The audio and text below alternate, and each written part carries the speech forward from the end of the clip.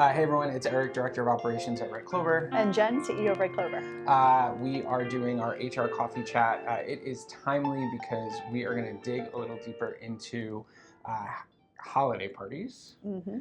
And why I personally hate them, but yes, that's okay. But we still celebrate the holidays as a firm. We do. But what you as a small business owner, as an employer can do as you plan and consider your holiday get-togethers, how to avoid it becoming an HR nightmare the next day. We'll talk a little about some of our experiences and things that you can do now to avoid that from happening so that the Christmas cheer doesn't get out of control and land you in court.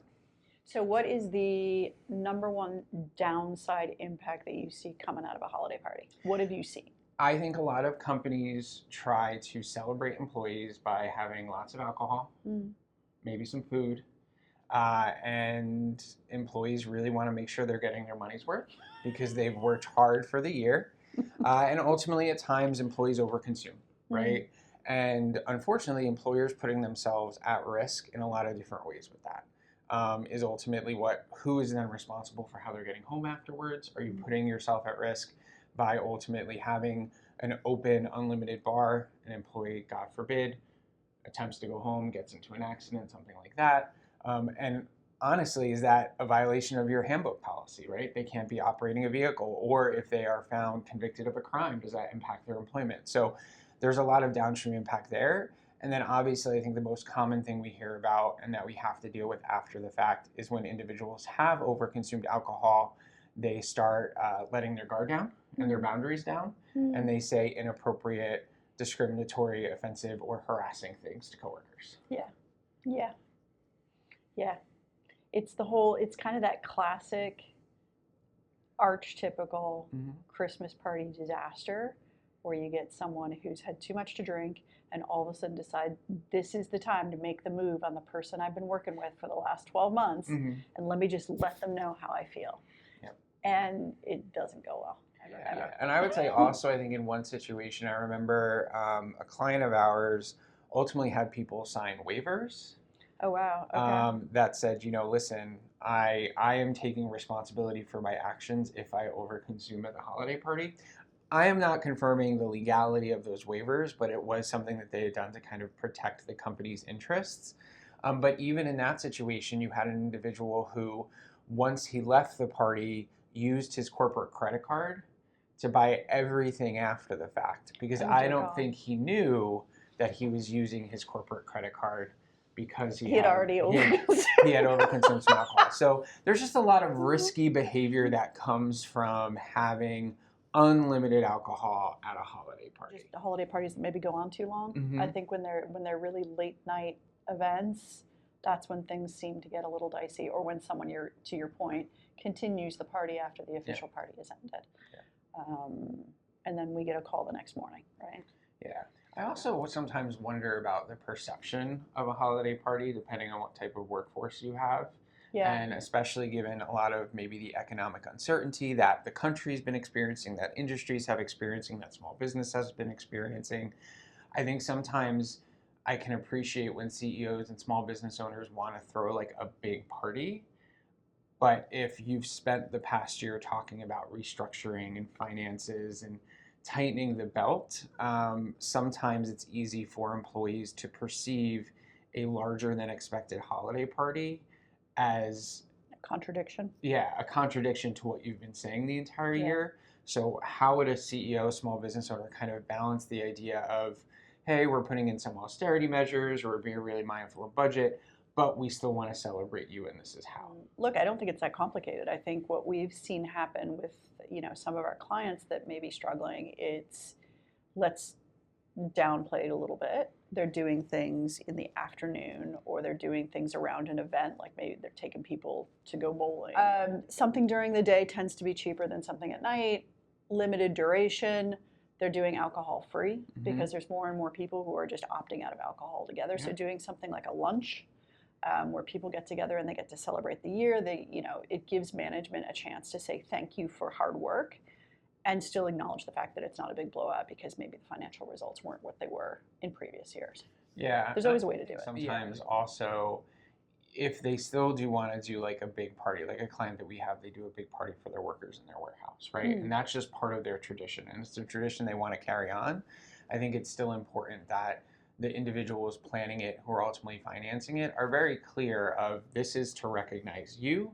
You know, this is an area where we want to spend a little more money, or even though we've experienced some challenges this year, we always knew we wanted to budget certain amount for this, because this is a way that we can celebrate. And honestly, when firms are doing it under their own roof, the price is noticeably different, because you're not paying for the room or the ballroom or whatever it is you're going to rent. But I have seen companies where they've adjusted and not done a holiday party at the holidays, where the prices tend to go up for this, you know, seasonal room rental at whatever place you might go to, tends to go up in the month of December. But they've switched it around and they've done a picnic where they've included the families in the summer.